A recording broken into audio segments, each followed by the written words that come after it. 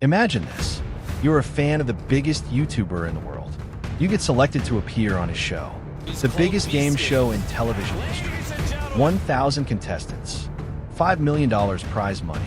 You fly out. You show up excited. You are ready. And then, they take your phone. They control what you wear. They control where you sleep. They give you almost no food.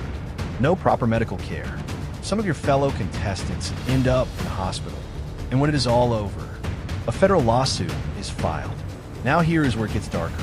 While all of this was happening with his contestants outside, inside his own company, a woman was sitting in a hospital bed. She had just given birth. She was still recovering. And her managers from MrBeast's company were calling her, pressuring her to work. She said it herself. I was still bleeding, and I just had to show up. 3 weeks after she came back from maternity leave, she was fired. This is not a movie. This is not a rumor.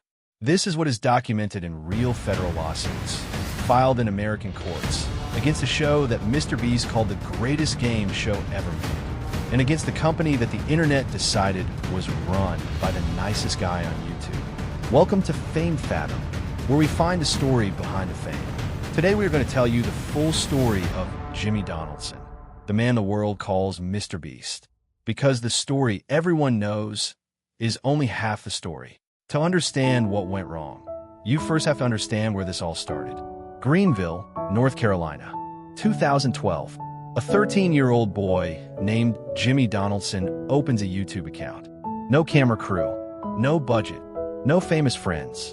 Just a kid with a laptop and an obsession that most people cannot understand. While other kids his age were playing sports, going to parties, living normal teenage lives, Jimmy was doing something completely different. Every single day, he was studying YouTube. He analyzed what made videos go viral. He counted how many times top creators cut in the first 30 seconds. He studied thumbnails. He studied titles. He reverse engineered the algorithm the way engineers reverse engineer machines. His mom would come into his room late at night and find him still working, still researching, still planning. Every night, without fail, 4 or 5 years, he uploaded videos that almost nobody watched. 5 years of near zero views. 5 years where any normal person would have stopped and moved on. But Jimmy didn't stop, because in his mind, stopping was never an option. And that obsession, that complete refusal to quit, it was about to change everything. In 2017, Jimmy posted a video where he counted to 100,000 on camera. That video went viral, and something clicked inside him. He discovered a pattern. The more extreme the concept, the more views he got. So he went bigger. He stayed in one spot for 24 hours, then 50 hours. He gave away $10,000 to strangers on the street, then 100,000, then $1 million. Every single video topped the last one. By 2019, 10 million subscribers. By 2021, 50 million. By 2023, 100 million. And then in June 2026, Jimmy Donaldson crossed 500 million subscribers. He became the first individual human being in the entire history of YouTube to reach that number. More than any celebrity, more than any athlete, more than any musician, more than any other person on this planet. He gave away cars. He paid people's rent. He built 100 wells in Africa. He donated to food banks. He planted 20 million trees. He fed thousands of hungry families across America. The internet didn't just like MrBeast. The internet decided MrBeast was proof, living, breathing proof, that good people can win. But here's the question that nobody stopped to ask. What was happening behind the camera while all of this was being filmed? Let's start with the people who worked for him, because their story started long before Beast Games, long before any lawsuit. In 2024, former MrBeast employees began posting anonymous reviews on a website called Glassdoor, where real employees review companies they have worked for, anonymously. Honestly, what they wrote was not what you would expect from the company of America's most beloved YouTuber. One former employee wrote that the workplace felt like, and I am reading this directly, a cult, with long hours, little to no recognition, and no unions. Another wrote that HR was terrible, that the entire employee orientation consisted of a Word document, 3 sentences long, with not even a MrBeast logo on it. Another wrote that the behind-the-scenes conflicts are more insane than the videos themselves. Now, Glassdoor reviews are opinions. People can exaggerate. People can be bitter after leaving a job. But then came something that could not be dismissed so easily. A federal lawsuit. A former producer named Brittany Carter filed a legal case, claiming she worked 75 hours per week without proper overtime pay, under the Fair Labor Standards Act of the United States. But here's the detail that genuinely stopped me cold when I read it. The actual employee handbook at MrBeast's company, the document given to every new hire, was titled, How to Succeed in MrBeast's Production. And inside that handbook, in writing, were these exact lines. The amount of hours you work is irrelevant. It is okay for the boys to be childish. And then, the line that I still cannot believe was put in an official workplace document. No does not mean no. That handbook, those exact words, are now referenced in multiple federal lawsuits against his company. Read it again slowly. The man who tells the world, I just gave you $1 million on camera, ran a company where the official employee handbook said, no does not mean no. Now let's talk about Beast Games, because this is where everything became impossible to ignore.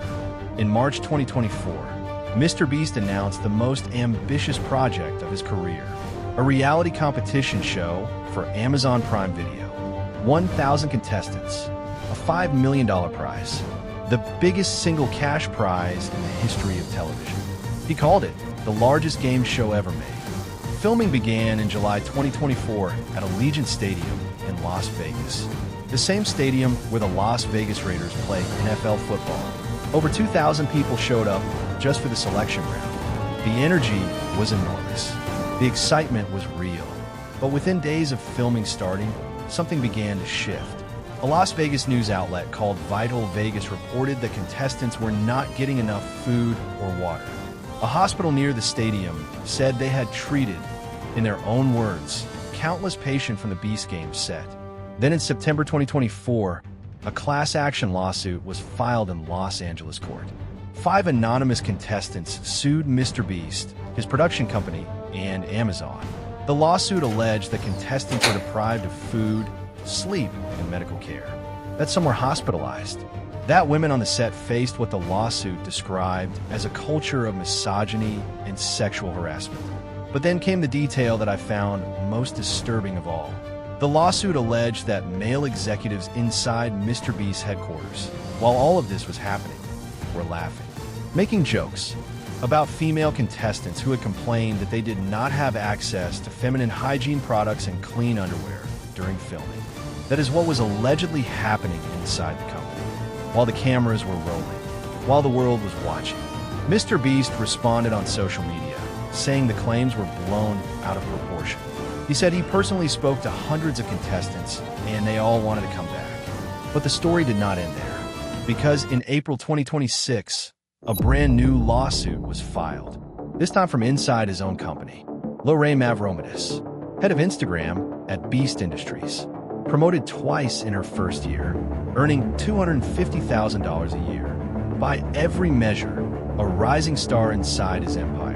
She alleged that she was forced to work from her hospital bed during labor, that after returning from maternity leave, she was transferred to what MrBeast employees internally called the division where careers go to die. And then, less than 3 weeks after coming back, she was fired. She told the Associated Press, in her own words, I was still bleeding, and I just had to show up. MrBeast's company denied everything. They called the lawsuit a clout-chasing publicity stunt. They said there is extensive evidence that refutes every claim. The case is ongoing. Nothing has been proven in court. But here is what cannot be denied. This is now the 3rd major legal action against MrBeast's empire, filed in American federal courts, covered by ABC News, Variety, the New York Times, and the Associated Press. These are not rumors on the internet. These are court documents. Okay, so now you have the full picture, and I want to give you my honest take. Because I know, right now, some of you are already typing in the comments defending him. And I understand that. Y genuinely though. So let me be clear about what I think is true. MrBeast is genuinely talented. His ability to understand what people want to watch, and then deliver it at a scale nobody has ever attempted before. That is real. The wells in Africa are real. The food bank donations are real. The people whose lives he changed with his charity, that is real. And building a 500 million subscriber channel from a bedroom in North Carolina, that takes real intelligence and real work. I'm not here to take that away from him. But here's the other thing I believe is true.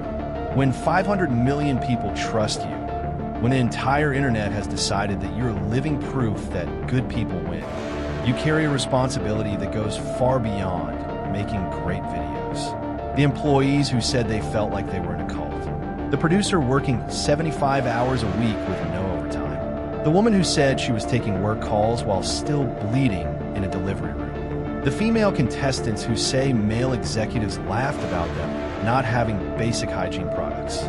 These are not random complaints from bitter people on the internet. These are documented allegations in American federal courts, reported by some of the most credible news organizations in the country. And here's the question I want to leave you with. We hold politicians accountable in this country.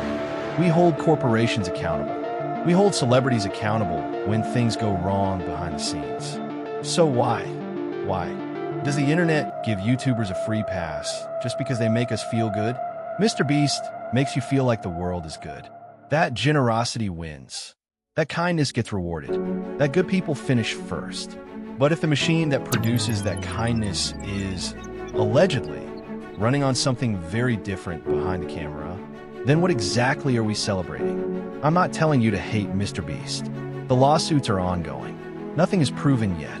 I am telling you to ask questions, because that, right there, is exactly what the internet needs more of. And that is what Fathom is here to do. So that is the full story of MrBeast, or at least the part that his videos never show you. Now I want to hear from you. Is MrBeast a genuine hero who built something remarkable? Or is he just better at hiding his problems than other powerful people?